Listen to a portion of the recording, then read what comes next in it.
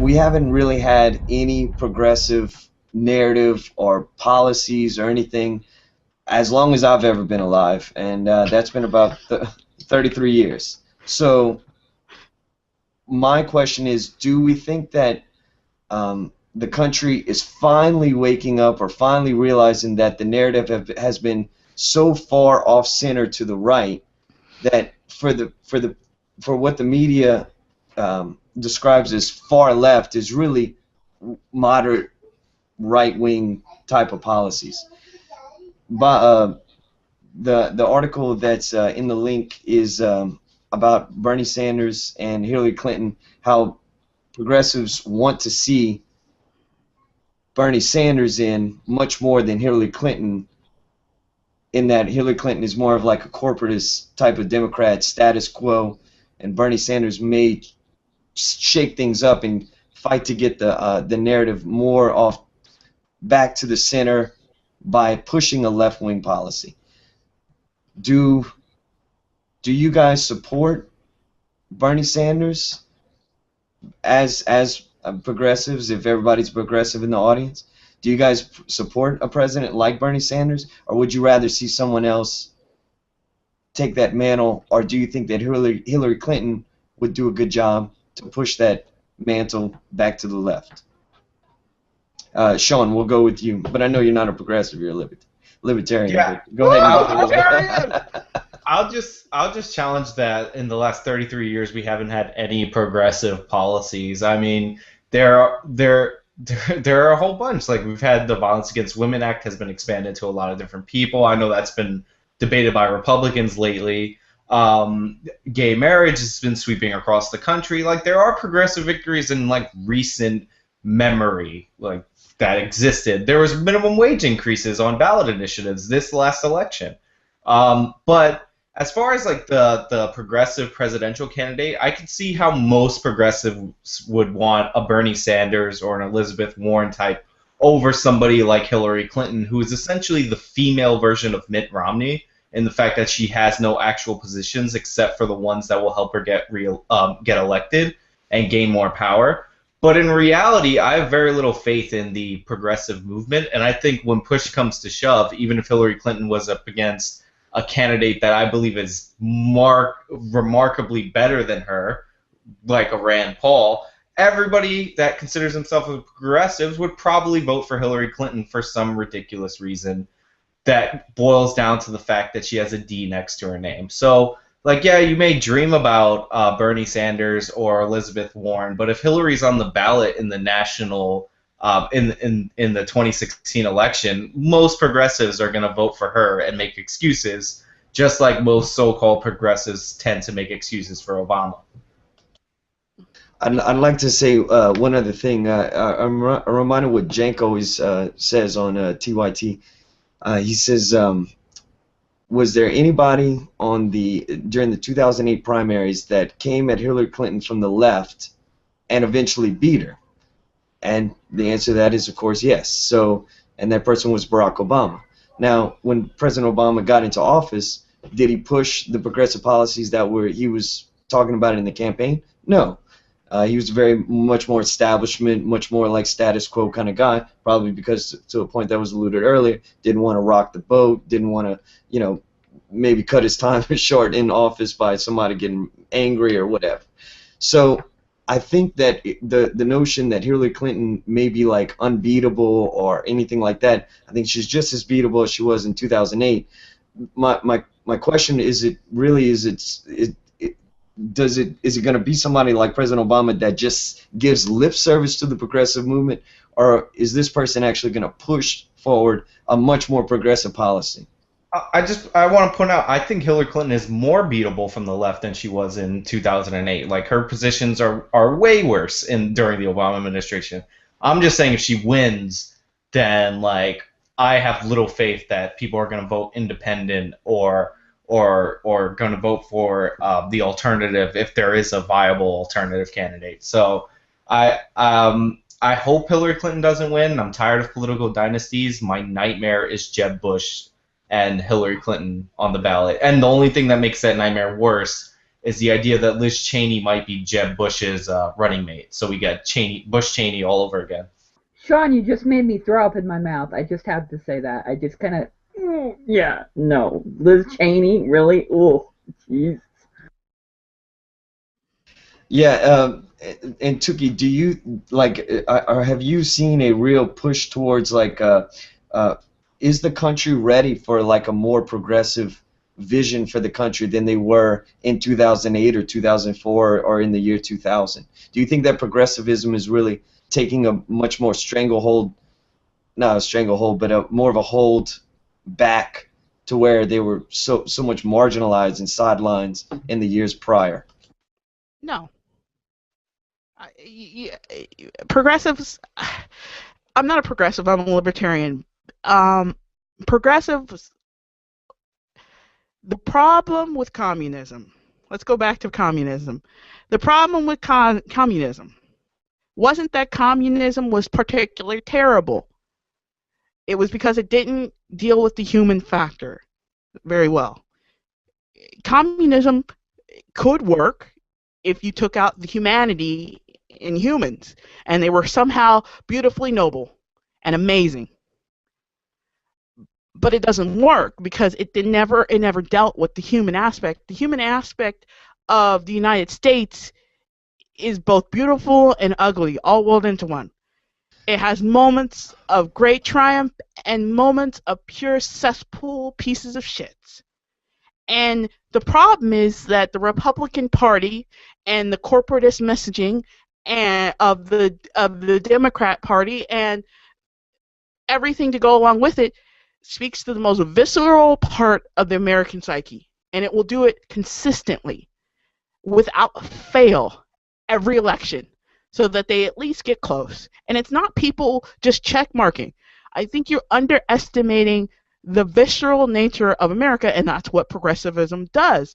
It underestimates what Americans actually want. Yes, Americans would love, to see that minimum wage go up. You have people, if you talk to an old man on the street, he'll tell you, I'm willing to pay 10 cents more for that burger, if it means that I don't have to be responsible for somebody else's kids not eating. But when push comes to shove, he will go for some stupid messaging about, something that doesn't even matter to him because it's a visceral messaging, and that's what progressives lack. They lack the visceral connection, and because they can't reach that for some reason consistently, are unable to reach it. The scattershot topics, the scattershot progressivism, the scattershot, idealism is never going to beat out visceral hope, visceral, hate, visceral, feelings. Even Reagan's message was a visceral, things are going to get better message. He wasn't doing anything to actually pull that off, but it was that visceral messaging, and it doesn't matter what the issues are if you can't prove to the American public that you understand the visceral message of the day, or give them a message that they understand and can digest quickly, efficiently, within a limited amount of time. Michael, can I jump in, please? Absolutely. Go ahead, please. Please. Sorry. I seem to be the only Senator Sanders expert, and we veered off from the actual topic. Which is if Bernie could do it, yeah. Bernie can absolutely do it. Here's why. He has a message of raising the minimum wage. He has a 12-point plan to actually bring up America and not hold back America. He wants to do things that people want to have done, like fix the college loan system that's broken, and fund things. And if you listen to him, he's been consistent over 30 years in his messaging. It's not like he's not a Democrat. He's not a progressive. He's a socialist democratic person. Okay, he's an independent party man. Okay, sure. He just happens to vote with the Democrats, and that's what people mistake and don't see. Elizabeth Warren, while she's great, she's no Bernie Sanders. She's Barack Obama light. Sorry, she's Barack Obama light. We don't know if she got in power what she would be, willing to change principles on. We do know what Bernie Sanders is willing not to change principles on. You can see his 30-year Senate voting record. You can call him every week on Tom Hartman's program, okay, and actually ask him a question. I know this. Why? Because I have, okay? And this whole narrative about the communism and capitalism is broken. Capitalism is I so didn't say capitalism. I didn't say either was broken or fixed. I said that human nature broke both. Oh, well, fair enough, but it's broken. And it's so broken that we had to bail it the fuck out, okay? And, not for nothing, that was socialism that bailed it out. That was your tax dollars, that was my tax dollars, that was the illegal tax dollars that bailed it out. Not for nothing. And I am so sick and tired of this narrative that Bernie Sanders or someone like him with a proven track record cannot win. He can wipe the clock with Hillary. Did you see what he did to Michelle Bachmann? I mean, yeah, she's, bondage Bachmann, an easy target. But he cleaned her clock. They will not allow Bernie Sanders to go up against Hillary Clinton because he will wipe the floor. Oh, how many votes did you put on the board as chairman of Walmart, Mrs. Clinton?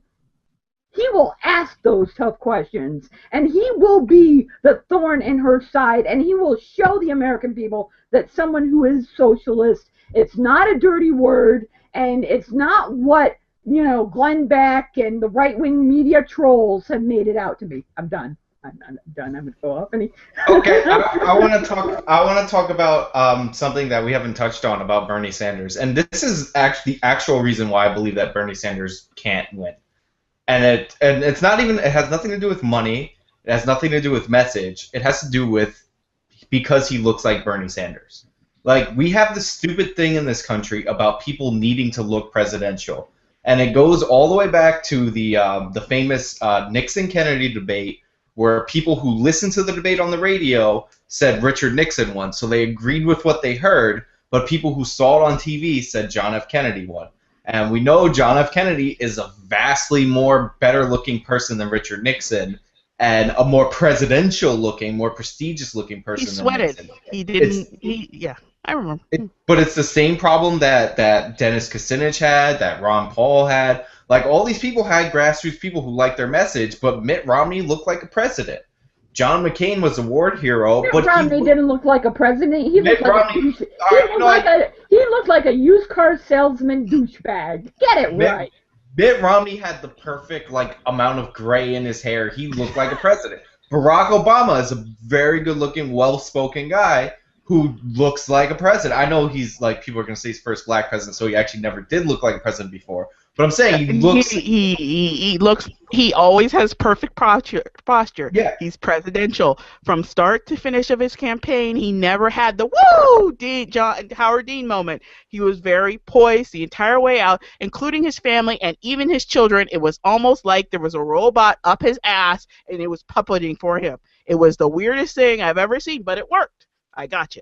I agree. So these guys, that works against Bernie Sanders. Just the fact that he's his age, that really is a negative impact on him. And you know what? How old is Hillary going to be? How old is Hillary going to be? Broken. Come on. Are we really doing that? What now?